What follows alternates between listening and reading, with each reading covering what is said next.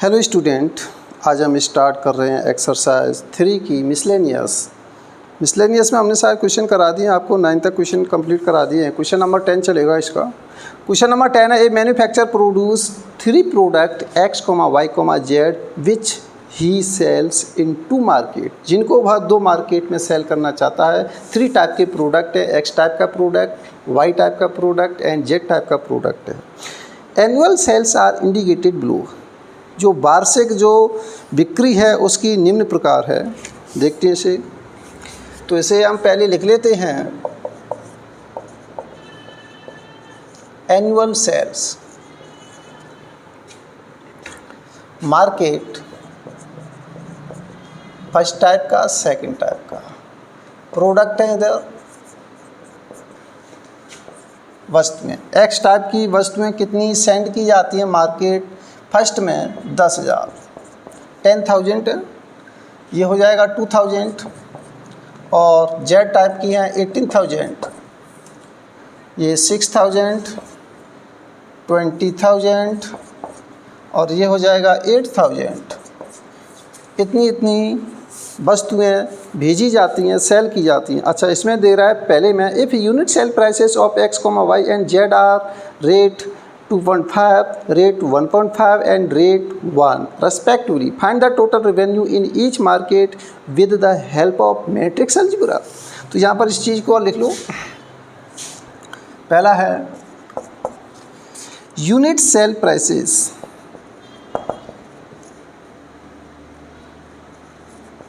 Unit sale prices of X, Y and Z are RS 2.5, 1.5 and RS 1.00 लिख ले सकते हैं रेस्पेक्टिवली।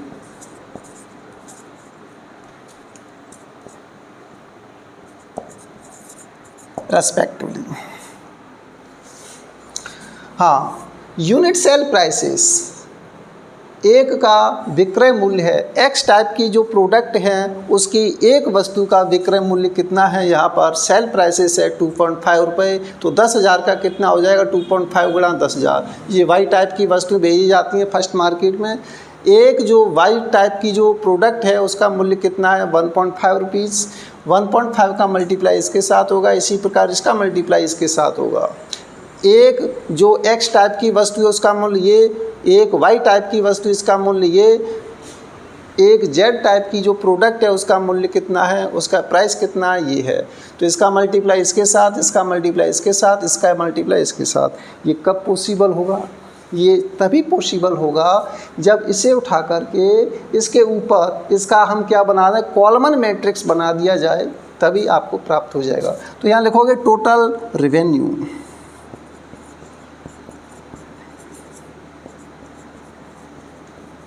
Total revenue. हाँ, तो ये कितना है, 10,000, 22,000, 18,000, 6,000, 20,000, 8,000। इसका मल्टीप्लाई इसके कॉलमन मैट्रिक्स के साथ होना चाहिए, तो 2.5, 1.5, 1 मल्टीप्लाई करते हैं इसका हम। हाँ, देखिए 25 का आराम से गुणा कर लो, 25 सेकंड 25, पॉइंट के बाद एक जीरो कैंसिल हो जाएगा, 3 जीरो बचेंगे, 1 2 3। इसका उठा करके कॉलमन, ध्यान है आपको किस प्रकार मल्टीप्लाई किया जाता है 2 मैट्रिक्स का। इसे उठा करके इसके ऊपर आप रखेंगे, रखना बता दें, इसको पकड़ के इसके ऊपर आप रखेंगे, तो इसके ऊपर क्या आएगा, ये, इसके ऊपर ये, इसके ऊपर ये। हाँ, तो इसके ऊपर है 15 दूनी 30, 30 तो ये आ गया। अब एक जीरो ये कैंसल्ड हो जाएगा, 2 जीरो बचे, लगा दो यहाँ पर 2 जीरो। इसके ऊपर ये आएगा। अच्छा, प्लस करते हैं, ये भी ध्यान रखो, इसे उठा के इसके ऊपर रखते हैं तो प्लस का चिन्ह लगाते जाते हैं। इसके ऊपर ये प्लस, इसके ऊपर आएगा ये प्लस, इसके ऊपर आएगा ये प्लस, करते जाते हैं इस तरीके से। अब इसकी बारी इसे उठा करके इसके ऊपर रखेंगे तो 25 छक्का 150, 150 हो जाएगा। 150। इस पॉइंट को उठाएंगे तो एक जीरो कैंसिल, 2 जीरो आ जाएंगे, प्लस 15 दूनी कितना हो जाएगा 30, एक जीरो कैंसिल, 3 जीरो बचे, 1 2 3, इसके ऊपर आएगा 8, ये आ जाएगा। अब इनको हम जोड़ लेते हैं। उम्मीद करते हैं कि आपको दिखाई दे रहा होगा, एक बार चेक कर लें।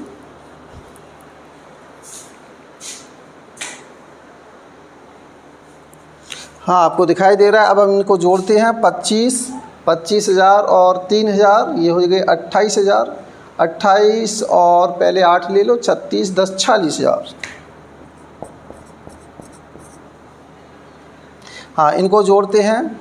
ये हैं 15 15 30 45, 45 और 8 45 8 53, यहाँ पर ये प्राप्त हो गया। तो नीचे आप लिख सकते हैं total revenue in the market first, total revenue in the market first. Market first से टोटल रेवेन्यू कितना होगा 46,000, इतने रुपए प्राप्त हो जाएगा। Total revenue in the market second, second market से कितना 53,000, इतने रुपीस प्राप्त हो जाएगा। हाँ, इतना नोट कीजिए।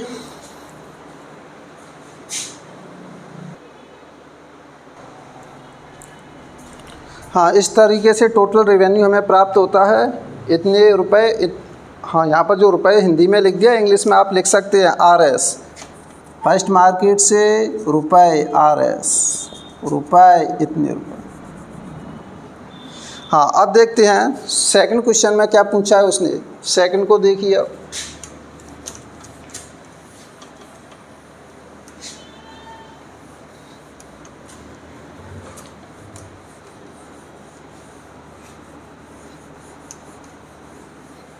तो हम इसका सेकंड पार्ट लेते हैं। सेकंड पार्ट में देखो क्या कहा है उसने।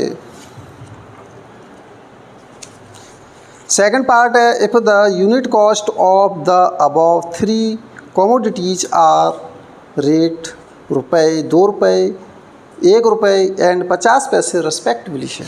ठीक है, तो इसको देखो हम इस तरीके से लिख लेते हैं। Unit cost of x, y and z are कितनी है इसमें, रुपए 2, रुपए 1 एंड रुपए 1/2। 50 पैसा है, 50 पैसे को हमने रुपए में कन्वर्ट कर दिया है 1/2 रुपए में। ठीक है, 2 रुपये, 1 रुपये 50 पैसे। Find the gross profit. Gross profit निकालने के लिए पहले हम टोटल कॉस्ट निकालते हैं। देखो total cost, cost and price में क्या डिफरेंस होता है। प्राइस वह मूल्य होता है जिस पर कंपनी किसी प्रोडक्ट को सेल करती है, बेचती है, वह उसकी प्राइस कहलाती है। अब कॉस्ट की बात करते हैं, कोई प्रोडक्ट वस्तु कितने रुपए में पड़ रही है, कंपनी की लागत कितनी लगी, वह उसकी कॉस्ट कहलाती है। कॉस्ट और प्राइस में डिफरेंस है, ध्यान रखना। तो यहाँ पर टोटल कॉस्ट हम निकाल रहे हैं, टोटल लागत निकाल रहे हैं। ये कितना है 10,000, 2,000, 18,000, 6,000, 20,000, 8,000। इसका मल्टीप्लाई किसके साथ होना चाहिए 21 1/2, 21 1/2, ये रुपए हैं। हाँ, इसका मल्टीप्लाई करते हैं तो ये कितना आ जाएगा 10 दूनी 20, 20,000 प्लस 2,000 प्लस 2 का भाग लगाओ 9,000। हाँ, 6 दूनी 12,000 प्लस 20,000 प्लस 4,000, ये मल्टीप्लाई हो गया। इनको आप सम करते हैं यहाँ पर। हाँ 20, हाँ 20,000, 2,000, 22 और 9 31,000। ये कितना होगा 20 10 30 32 और 4 32 और 4 36, इतना प्राप्त हो गया। नोट कीजिए। हाँ, नीचे लिखिए hence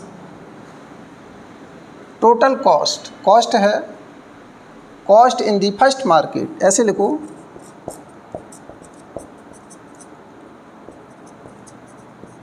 market first, first market से कॉस्ट कितनी है?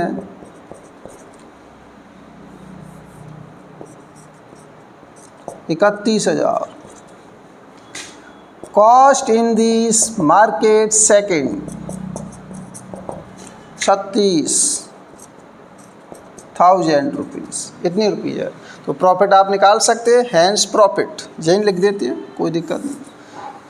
Hence profit in the first market, हाँ मार्केट फर्स्ट में हमने टोटल प्राइस कितनी निकाली थी, एक बार इसमें देख लेते हैं। 46,000, 46,000 ये टोटल सेल हुई थी, इतने रुपए की सेल है। विक्रय मूल्य है, विक्रय मूल्य में से लागत माइनस की जाएगी, कॉस्ट माइनस की जाएगी। कॉस्ट कितनी है? 31,000। टोटल कितना प्राप्त हुआ? माइनस कीजिए, यहाँ पर 15,000। Profit in the second market,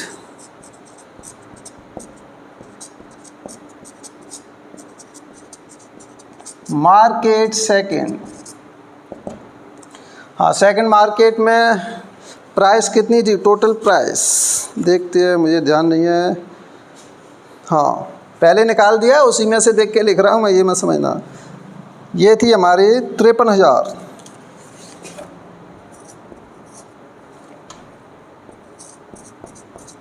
53,000 में से 36 ये माइनस कर दीजिए। हाँ तो कितना बचा? 6 7 17,000, इतना प्राप्त हुआ है। तो टोटल जो प्रॉफिट था इतना फर्स्ट मार्केट से सेकंड मार्केट से प्राप्त होगा। इस प्रकार ये 10 नंबर आपका फिनिश। क्वेश्चन नंबर 11 लेते हैं।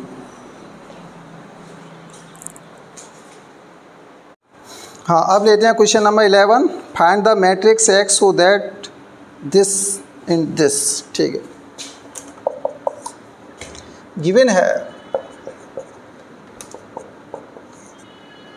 1 2 3 4 5 6 -7 -8 -9 2 4 6। तो यहाँ पर देखो मैट्रिक्स है एक्स को यहाँ पर क्या है, कांस्टेंट नहीं है कि इसकी वैल्यू निकालनी। यहाँ पर एक्स क्या है, एक मैट्रिक्स है। मैट्रिक्स है तो इसका कोई ना कोई मैट्रिक्स का रूप होगा। तो हम किस तरीके से लेट करें, तो इसमें लेट करेंगे देखो किस तरीके से। पहले आप शॉर्ट तरीके से इसे समझ लें कि इसका जो ऑर्डर है वो क्या होना चाहिए। इसका ऑर्डर है कितना, 2 रो है 3 कॉलम है, तो 2 × 3। इसका ऑर्डर कितना है, 2 × 3। तो यहाँ पर देखिए ये मल्टीप्लाई पॉसिबल कब होता, जब यहाँ पर जो रो है ये यहाँ पर कॉलम की संख्या के क्या हो, बराबर हो। तो इसका मतलब यहाँ पर भी क्या होना चाहिए, 2 होना चाहिए। 2 होगा तभी इसका मल्टीप्लाई होगा। अब सुनिए ध्यान से, ये मल्टीप्लाई होने पर ये क्या हो जाता है, कैंसल्ड होने पर 2 × 3 का एक न्यू मैट्रिक्स यहाँ पर प्राप्त हो रहा है, 2 × 3 का। तो इसका मतलब ये वाला जो 3 है ये 3 आ गया। तो यहाँ पर भी क्या होना चाहिए, 2 होना चाहिए, तभी 2 × 3 का न्यू मैट्रिक्स प्राप्त होगा। तो एनालिसिस के माध्यम से हमने एक्स जो मैट्रिक्स था उसका ऑर्डर डिसाइड कर लिया कि इसका जो ऑर्डर था वो क्या होना चाहिए। तो यहाँ पर जो मैट्रिक्स एक्स है उसका ऑर्डर आपने डिसाइड कर लिया कि 2 × 2 होगा। क्योंकि पहले तो हमने ये देखा कि इसका मल्टीप्लाई पॉसिबल कब होगा, जब यहाँ 2 हो। क्योंकि यहाँ पर 2 है तो यहाँ पर भी 2 होना चाहिए। Number of column equal to होना चाहिए number of row second matrix में, तभी इसका मल्टीप्लाई पॉसिबल होगा, नहीं था नहीं। ये कैंसल्ड हो जाते तो न्यू मैट्रिक्स प्राप्त होगा 2 × 3, 2 × 3 का न्यू मैट्रिक्स प्राप्त होगा। तो यहाँ पर आप लिखेंगे by analysis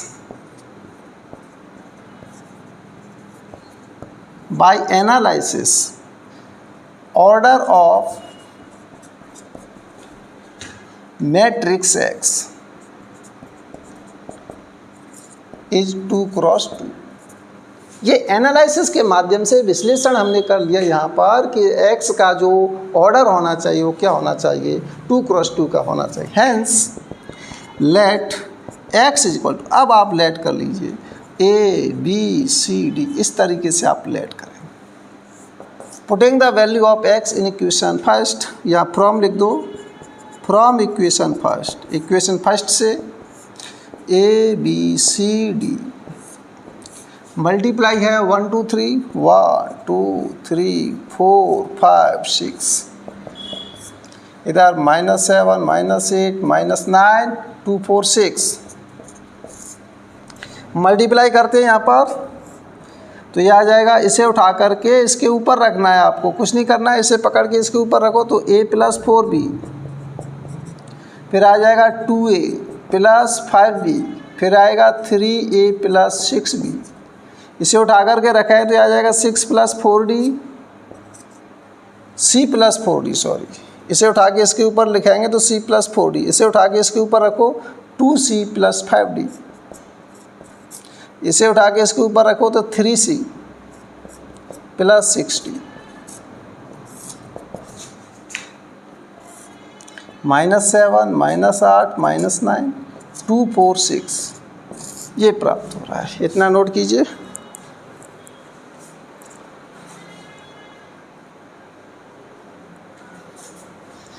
हाँ, दिखाई तो दे रहा है। अब हम इसमें क्या कंपेयर करना चाहते हैं, तो यहाँ समीकरण बना देता हूँ मैं यहाँ पर बाई कंपेयर।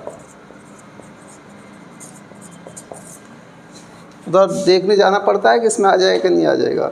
a + 4b कितना है, -7,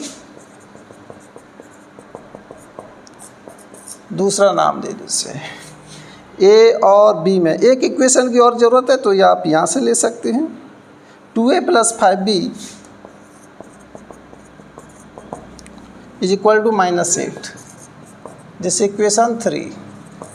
और कीजिए a और b में बस 2 इक्वेशन काफ़ी है, सफिशिएंट है। इसको ले लो और इसी को ले लो, कोई दिक्कत नहीं है। 6 + 4d = 2 और 2c + 5d 4 5। अब इक्वेशन फर्स्ट सेकंड को देखो एंड थर्ड को देखो। From equation second and third,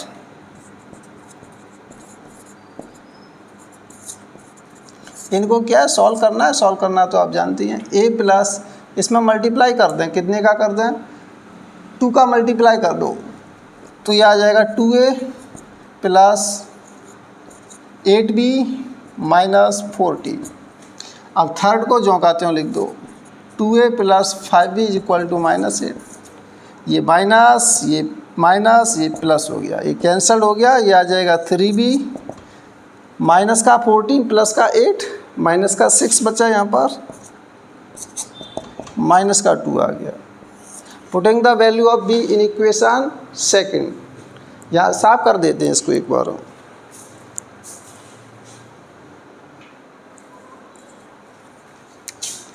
putting the value of b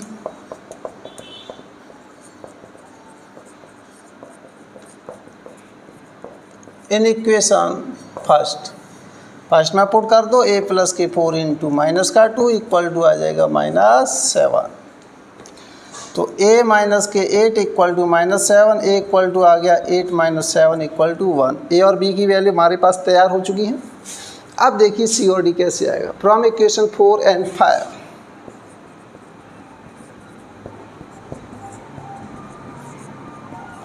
four and 5 को देखिए c + 4d, तो इसमें 2 का मल्टीप्लाई कर दीजिए और इसको जो कहते हो लिख दीजिए। माइनस माइनस ये कैंसल्ड, 3d = क्या आ गया, 0 आ गया, ये भी कैंसल्ड है। तो d = क्या आ गया, 0। Putting the value of d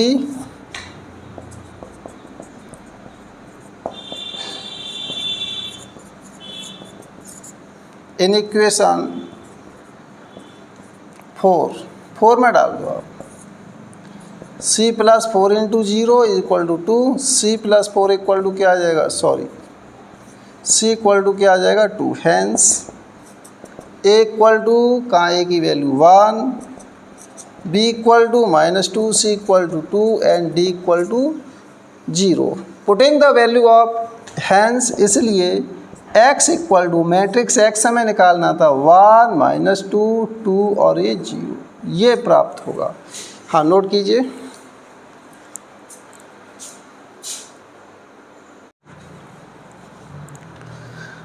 हाँ अब क्वेश्चन नंबर 12 देखिए। 12 कह रहा है if A and B are square matrices of the same order such that A B equal to B A, then prove that by induction that a b to the power n equal to b to the power n a, further prove that a b की power n equal to a की power n b की power n for all any element of capital N। ठीक है, induction method से हम देखते हैं question number 12। Given है a and b order of ए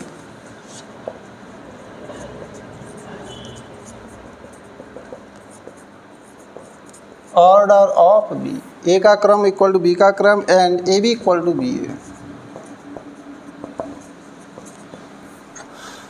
हाँ by principle of mathematical induction method से हम इसे सॉल्व करने की कोशिश करते हैं।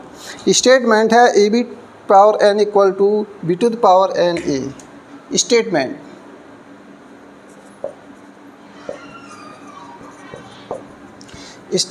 है, कथन है, पी एन लिख सकते हैं, कोई दिक्कत नहीं है। A B to the power N equal to B to the power A की पावर एन, हाँ B to the power N A, ये है ठीक है। अब देखिए इसे एन इक्वल टू 1 पर हम पहले हम इसे चेक करेंगे एट एन इक्वल टू 1, तो ये आ जाएगा ए बी की पावर 1 बी की power 1 into A B equal to B A, और बी ए की वैल्यू हम कहाँ से रख सकते हैं, बी ए की वैल्यू यहाँ से रख सकते हैं equal to A B. Therefore A B equal to क्या है, बी ए, इसलिए तो सत्य है, दिस इज ट्रू, ये सत्य। अब लेट करेंगे, let given statement is true,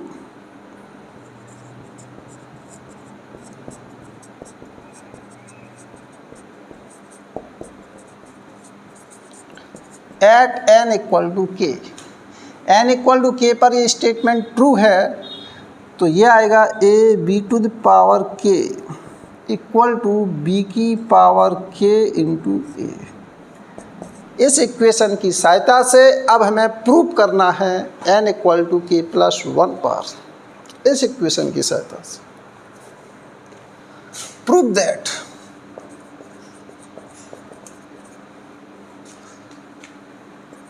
prove करना है at n equal to k plus 1 पर, ऐसे लिखो at n equal to k plus 1 पर प्रूव दैट ए बी की पावर आएगा k plus 1 b to the power k plus 1 into ये हमें प्रूव करना है at n equal to k plus 1 पर प्रूव दैट। अगर ये प्रूफ हो गया इसके यूज की सहायता से, इसके यूज से, तो n is element of capital n के लिए दिया गया स्टेटमेंट प्रूफ हो जाएगा। LHS साइड लेते यहाँ से,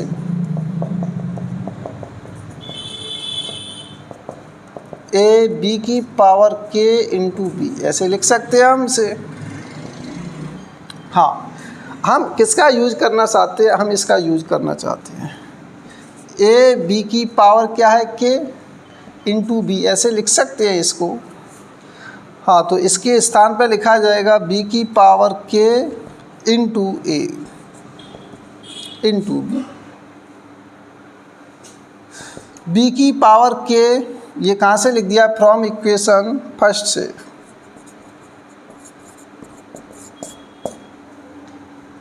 तो b की पावर k इंटू ए बी, और ए बी की वैल्यू क्या गिवन है देखिए आप, बी ए, तो बी की पावर के इंटू बी ए, तो यह हो जाएगा बी की पावर के प्लस 1 इंटू ए।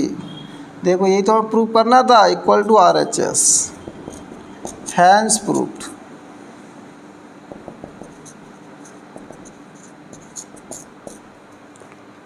अब नीचे लिखोगे hence given statement is true for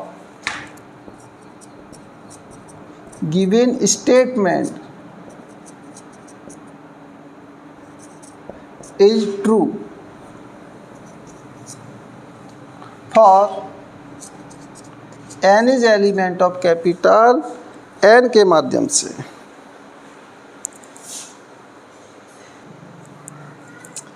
हाँ वो भी लिख दो, बाई प्रिंसिपल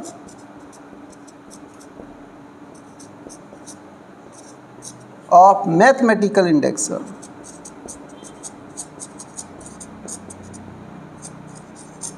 मैथमेटिकल इंडक्शन गणितीय आगमन के सिद्धांत द्वारा दिया गया कथन कैसा है? ट्रू है, is true for n is element of capital n के लिए। हाँ इतना नोट कीजिए।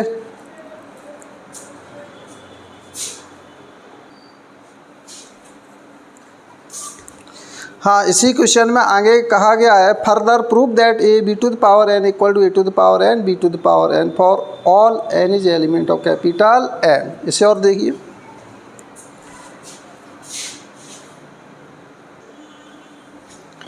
हाँ आगे प्रूव करना है। इसमें दूसरा है, इसके अंतर्गत दूसरा क्वेश्चन है prove that a to the power n given statement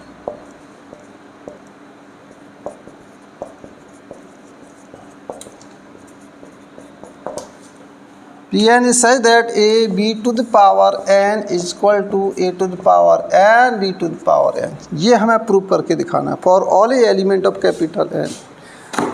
हाँ तो वही है मैथमेटिकल इंडक्शन के माध्यम से at n equal to 1 P1 is such that a b to the power 1 a to the power 1 b to the power 1। This is true।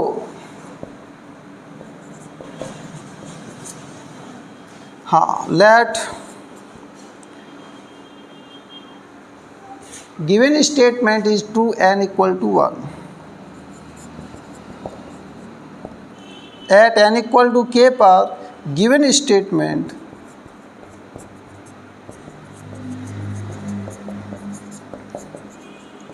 True true है तो यह आ जाएगा A B to the power K is equal to A to the power K B to the power K. This equation first, यहाँ पहले नाम दे दिया तो इसे हम सेकंड नाम दे देंगे फिर हम। हाँ इसके यूज की सहायता से अब हमें प्रूव करना है। यहाँ पर लिखो at n equal to k plus 1 पर प्रूव दैट, प्रदर्शित कीजिए, प्रदर्शित करना है ए बी की power k plus 1 is equal to A to the power k plus 1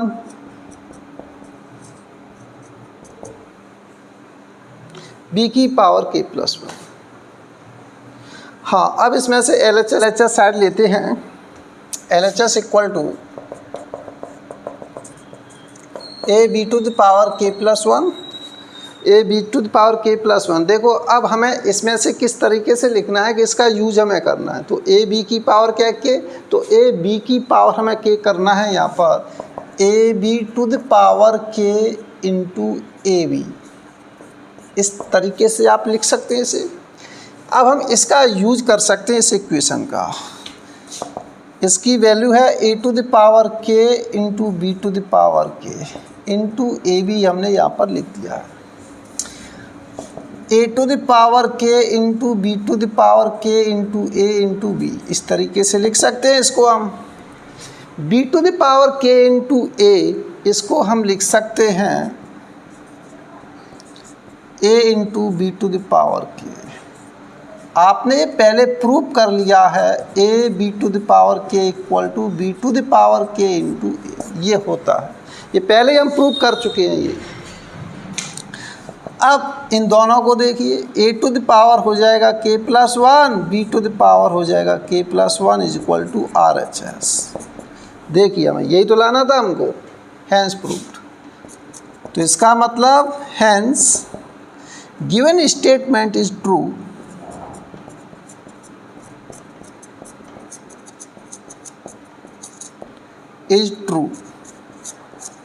for n is element of capital N by principle of mathematical induction।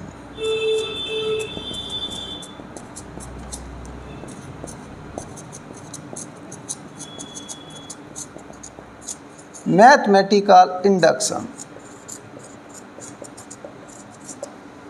गणितीय आगमन के सिद्धांत द्वारा यह दिया गया कथन सभी n is element of capital N के लिए ट्रू है। तो ये क्या क्वेश्चन है, कोई दिक्कत नहीं, लैंग्वेज वाले क्वेश्चन से वो हमने करा दिए।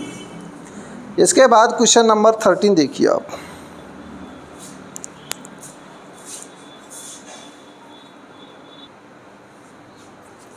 क्वेश्चन नंबर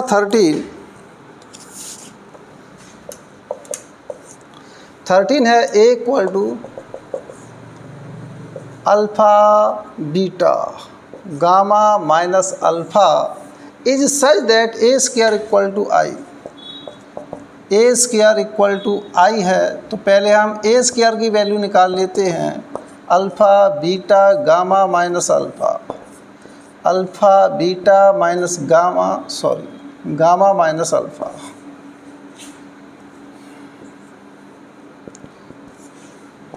रो का कॉलम के साथ मल्टीप्लाई करते हैं तो ये आ जाएगा alpha square plus beta gamma, alpha beta minus beta gamma, क्या गया। अब इसका करो, gamma alpha minus alpha gamma, इसको इसके ऊपर रख दिया, इसको उठा के अब इसके ऊपर रखो, gamma beta minus minus plus alpha square, ये आ गई ए स्क्वायर की वैल्यू। ठीक है, इससे कैंसल्ड, इससे cancelled, alpha square plus beta gamma 0 0, gamma beta plus alpha square, ये alpha square, A square equal to I,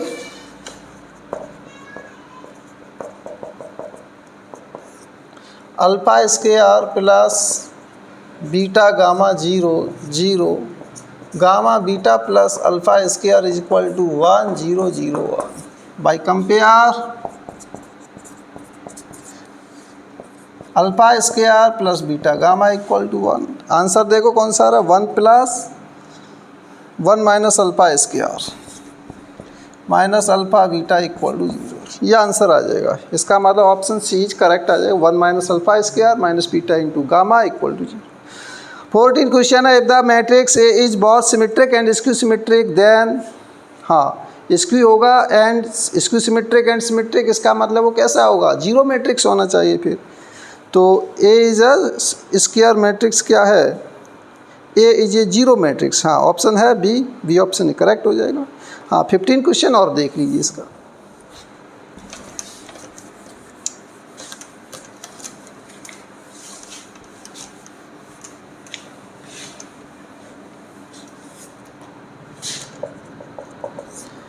A is square matrix such that given है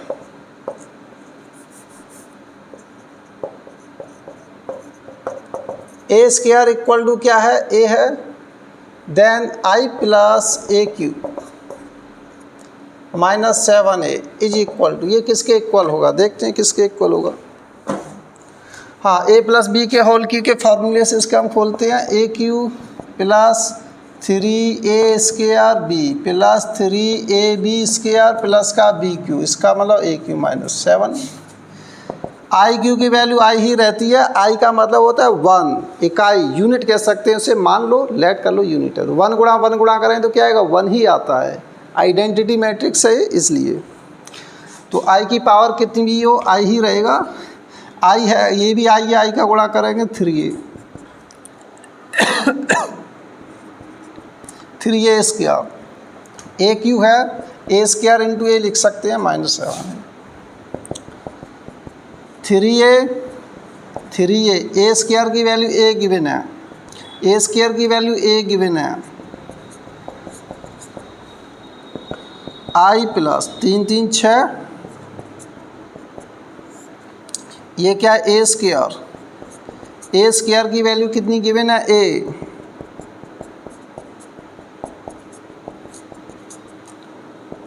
i plus 7a minus 7a, 7a से 7a cancel, answer i आ जाएगा। तो इसका मतलब option कौन सा आएगा, ए। इस प्रकार ये आपकी एक्सरसाइज 3 कंप्लीट होती है। मिलती है नेक्स्ट वीडियो में। Thank you for watching.